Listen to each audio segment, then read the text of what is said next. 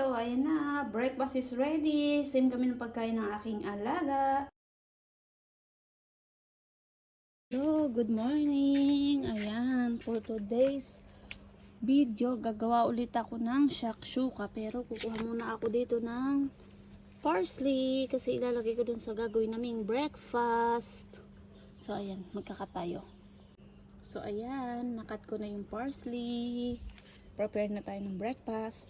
So, ito lang po ang ating ingredients. Paprika, tomato sauce, parsley from my garden. Tapos, tomatoes, then, onion. Tapos, yung itlog para mamaya. Yan lang po ang ingredients ng gagawin kong breakfast for today. So, sisimulan na po natin ang pag-i-slice ng tomatoes at saka po ng onion.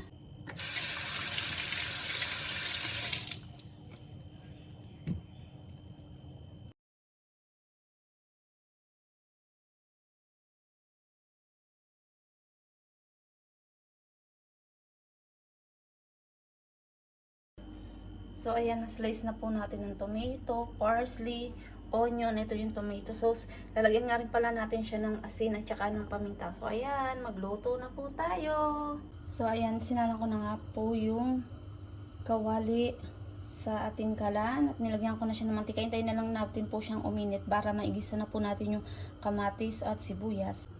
So, ayan, mainit na po siya. Pwede na po natin ilagay ang ating sibuyas. Ayan.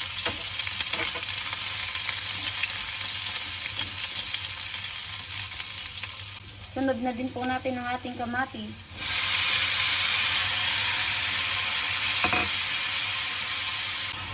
Lagyan din po natin siya ng konting tubig.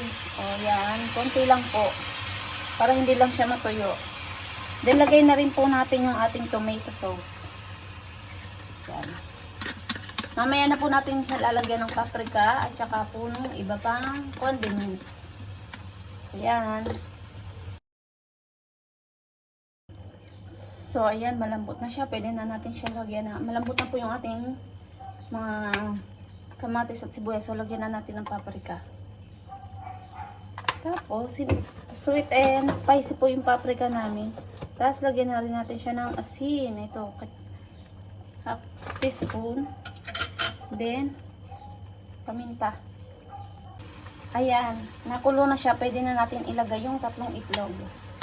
So, lagay na po natin. Hindi po natin siya buo po ang itlog dapat.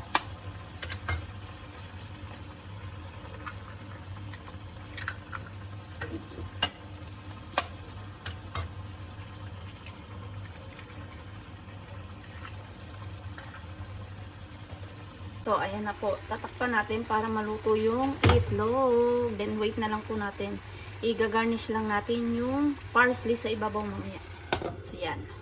So, ayan. Maluto-luto na yung itlog natin. Lagay na po natin yung parsley. Yan. Diba? Napaka-easy.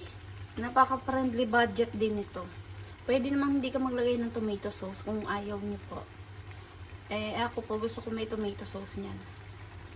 Yan. Takpan po ulit natin ang ating shakshuka po ang tawag dyan. Or egg with tomatoes. So, ayan. Ready na. Luto na siya. Prepare na natin.